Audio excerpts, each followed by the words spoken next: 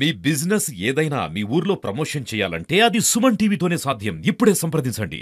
నీ ఇంటికొస్తా, నట్టింటికొస్తా, నీ ఇంటిపైనే బీఆర్ఎస్ జెండా ఎగరేస్తా.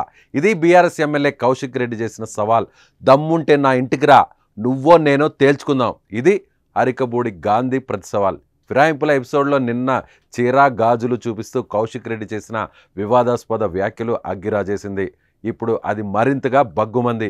గాంధీ గారు ఒరిజినల్ గాంధీ అనుకున్నాం కానీ నకిలీ గాంధీ వెళ్ళిండు. ఏంటిదే నకిలీ గాంధీ? నువ్వు నకిలీ మాటలు మాట్లాడు, పూటకో మాట.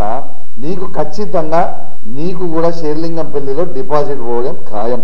నేను ఇలా ఒక గిఫ్ట్ పంపుతా ఉన్నా ఈ 10 మంది మారిన ఎమ్మెల్యేలకి. మంచిగా తెచ్చిన ఓ చీర ఇంకా గాజులు తెచ్చిన ఇలా ఈ 10 మంది ఎమ్మెల్యేలకి నేను చూపిస్తా ఉన్నా.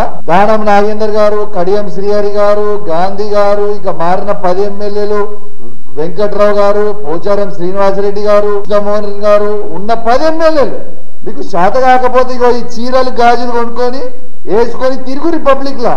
ఇజ్జత్ లేని వాళ్ళు మీకు ఇజ్జత్ ఉందని అసలు. అరికపూడి గాంధీ అయితే కౌశిక్ తీరును మాటల్ని చాలా సీరియస్గా తీసుకున్నారు. కౌశిక్ రెడ్డి సవాలుకు అంతే ఘాటుగా కౌంటర్ కూడా ఇచ్చేశారు అరికపూడి గాంధీ. దమ్ముంటే రా, నువ్వో నేనో తేల్చుకుందామంటూ కౌశిక్ రెడ్డికి ప్రతి సవాల్ విసిరారు.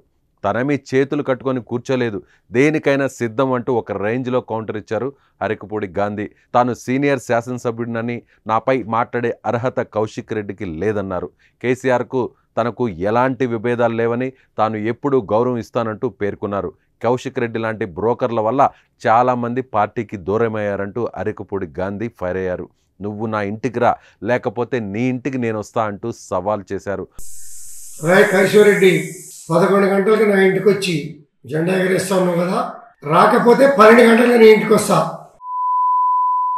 పార్టీలో చేరి పార్టీని బస్టు పట్టించింది కాక, పాత ముఖ్యమంత్రి గారిని నాశనం చేసింది కాక, కాంగ్రెస్ పార్టీ నుంచి కొంతమంది పెద్దలను తీసుకొచ్చి బీఆర్ఎస్ లో జాయిన్ చేస్తామని చెప్పి తీసుకొచ్చినటువంటి నువ్వు నా ఇంటి మీద జెండా ఎగరేసుకోవడానికి సిద్ధంగా లేం. చేతులు కట్టుకుని కూర్చోలా. నువ్వు నేను తేల్చుకుందాం రా, ధైర్యం ఉంటే నా కొడుక, లేకపోతే నేను వస్తా.